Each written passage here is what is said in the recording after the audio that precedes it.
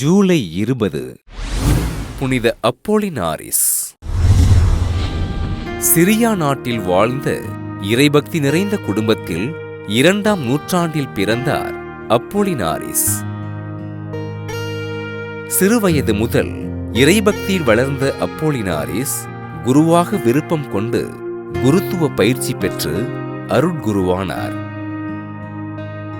இன்றைய துருக்கி நாட்டின் பல்வேறு பகுதிகளில் ஆண்டவரின் பணிகளை செய்த அப்போலினாரிஸ் ராவென்னா மறைமாவட்டத்தின் முதல் ஆயராக தேர்ந்தெடுக்கப்பட்டார். பேரரசன் மார்க்கஸ் அவுரோலியஸினால் பல்வேறு துன்பங்களை அனுபவித்த அப்போலினாரிஸ் பேரரசனின் மனமாற்றத்திற்காக ஆண்டவரிடம் உருக்கமோடு ஜெபித்தார். ஆயர் அப்போலினாரிஸின் ஜெபத்தினால் ஆண்டவரை ஏற்றுக்கொண்ட பேரரசன் ஆண்டவரை அறிவிப்பதற்கு ஆயருக்கு உதவிகளை செய்தார். பேரரசன் அவுரோலியஸின் ஆதரவோடு நற்செய்தியினை அறிவித்த ஆயர் அப்போலினாரிஸ் கிறிஸ்தவத்திற்கு எதிரானவர்களால் கைது செய்யப்பட்டு சிறையில் அடைக்கப்பட்டார்.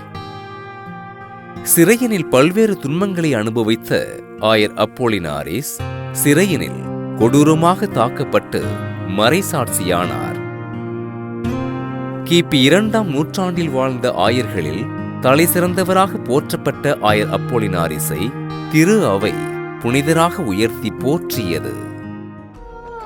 புனித அப்போலினாரிஸின் திருவிழாவினை கொண்டாடுகின்ற நாம் எத்தகைய துன்பங்கள் நமது வாழ்வில் வந்தாலும் அதனை ஏற்றுக்கொள்கின்ற மன வலிமையினை தரும்படி ஆண்டவரிடம் ஜெபிப்போம்.